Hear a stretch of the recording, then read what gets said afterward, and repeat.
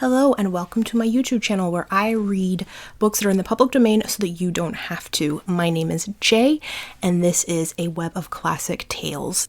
Today we'll begin reading Pride and Prejudice. It is a truth universally acknowledged that a single man in possession of a good fortune must be in want of a wife. However little known the feelings or views of such a man may be on his first entering a neighborhood, this truth is so well fixed in the minds of the surrounding families that he is considered the rightful property of some one or other of their daughters. "My dear Mr. Bennet," said his lady to him one day, "have you heard that Netherfield Park is let at last?" Mr. Bennet replied that he had not. "But it is," returned she, "for Mrs. Long has just been here, and she told me all about it." Mr. Bennet made no answer. "Do you not want to know who has taken it?" cried his wife impatiently. "You want to tell me, and I have no objection to hearing it." This was invitation enough. "Why, my dear, you must know. Mrs. Long says that Netherfield is taken by a young man of large fortune from the north of England, that he came down on Monday in a chaise and four to see the place, and was so much delighted with it, that he agreed with Mr. Morris immediately, that he is to take possession before Michaelmas, and some of his servants are to be in the house by the end of next week." "What is his name?" "Bingley."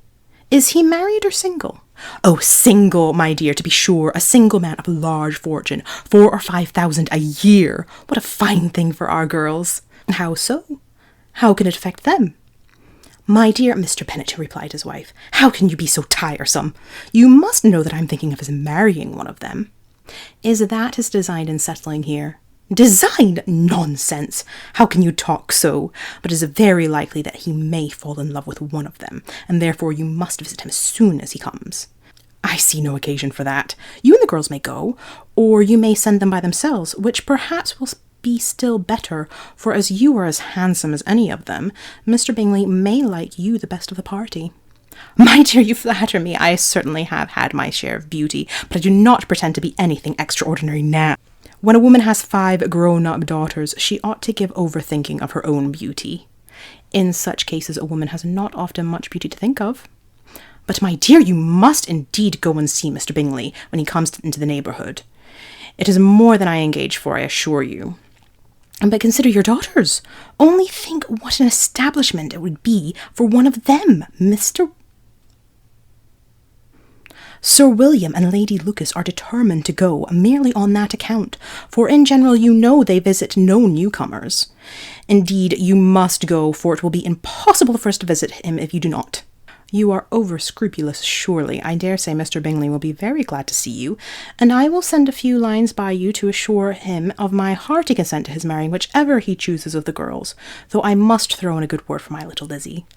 "I desire you will do no such thing. Lizzie is not a bit better than the others, and I am sure she is not half so handsome as Jane, nor half so good-humoured as Lydia, but you are always giving her the preference." "They have none of them much to recommend them," he replied. "They are silly and ignorant like other girls, but Lizzie has something more of a quickness than her sisters." "Mr. Bennet, how can you abuse your own children in such a way? You take delight in vexing me. You have no compassion for my poor nerves." "You mistake me, my dear. I have a high respect for your nerves. They are my old friends. I have heard you mention them, with consideration, these last 20 years at least." "Ah, you do not know what I suffer. But I hope you will get over it and live to see many a young man of 4,000 a year come into the neighbourhood." "It will be no use to us if 20 such should come, since you will not visit them." "Depend upon it, my dear, that when there are 20, I will visit them all." Mr. Bennet was so odd a mixture of quick parts, sarcastic humour, reserve, and caprice, that the experience of 23 years had been insufficient to make his wife understand his character. Her mind was less difficult to develop. She was a woman of mean understanding, little information, and uncertain temper. When she was discontented, she fancied herself nervous. The business of her life was to get her daughters married. Its solace was visiting and news. Mr. Bennet was among the earliest of those who waited on Mr. Bingley. He had always intended to visit him, though to the last always assuring his wife that he should not go. Until the evening after the visit was paid, she had no knowledge of it. It was then disclosed in the following manner. Observing his second daughter employing in trimming a hat, he suddenly addressed her with, "I hope Mr. Bingley will like it, Lizzie." "We are not in a way to know what Mr. Bingley likes," said her mother resentfully, "since we are not to visit." "But you forget, mamma," said Elizabeth, "that we shall meet him at the assemblies, and that Mrs. Long has promised to introduce him." "I do not believe Mrs. Long will do any such thing. She has 2 nieces of her own. She is a selfish, hypocritical woman, and I have no opinion of her." "No more have I," said Mr. Bennet, "and I am glad to find that you do not depend on her serving you." Mrs. Bennet deigned not to make any reply, but unable to contain herself, began scolding one of her daughters. "Don't keep coughing so, Kitty, for heaven's sake. Have a little compassion on my nerves. You tear them to pieces." "Kitty has no discretion in her coughs," said her father. "She times them ill." "I do not cough for my own amusement," replied Kitty fretfully. "When is your next ball to be, Lizzie?" "Tomorrow fortnight." "Aye, so it is," cried her mother, "and Mrs. Long does not come back till the day before, so it will be impossible for her to introduce him, for she will not know him herself." "Then, my dear, you may have the advantage of your friend and introduce Mr. Bingley to her." "Impossible, Mr. Bennet, impossible, when I'm not acquainted with him myself. How can you be so teasing?" "I honour your circumspection. A fortnight acquaintance is certainly very little. One cannot know what a man really is by the end of a fortnight. But if we do not venture, somebody else will, and after all, Mrs. Long and her daughters must stand their chance, and therefore, as she will think it an act of kindness if you decline the offer, I will take it on myself." The girls stared at their father. Mrs. Bennet said only, "Nonsense! Nonsense!" "What can be the meaning of that emphatic explanation?" cried he. "Do you consider the forms of introduction and the stress that is laid on them as nonsense? I cannot quite agree with you there. What say you, Mary? For you are a young lady of deep reflection, I know, and read great books and make extracts." Mary wished to say something sensible, but knew not how. "While Mary is adjusting her ideas," he continued, "let us return to Mr. Bingley." "I am sick of Mr. Bingley," cried his wife. "I am sorry to hear that, but why did not you tell me that before? If I had known as much this morning, I certainly would not have called on him.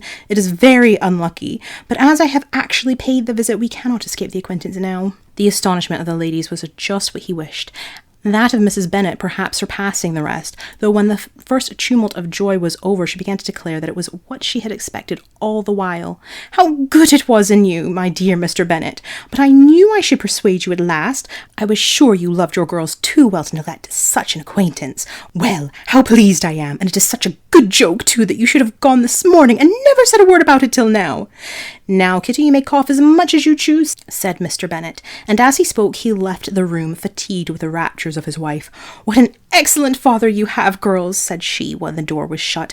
"I do not know how you will ever make him amends for his kindness, or me either, for that matter. At our time of life it is not so pleasant, I can tell you, to be making new acquaintances every day, but for your sake we would do anything. Lydia, my love, though you are the youngest, I dare say Mr. Bingley will dance with you at the next ball." "Oh," said Lydia stoutly, "I am not afraid, for though I am the youngest, I'm the tallest." The rest of the evening was spent in conjecturing how soon he would return Mr. Bennet's visit, and determining whether they should ask him to dinner. So this has been chapters 1 and 2 of Pride and Prejudice. I've been Jay. This has been a Web of Classic Tales. If you enjoyed the video, please like and subscribe, and don't forget to click the bell icon if you want notifications as to when the next video will be up. Thank you for listening, and have a good day.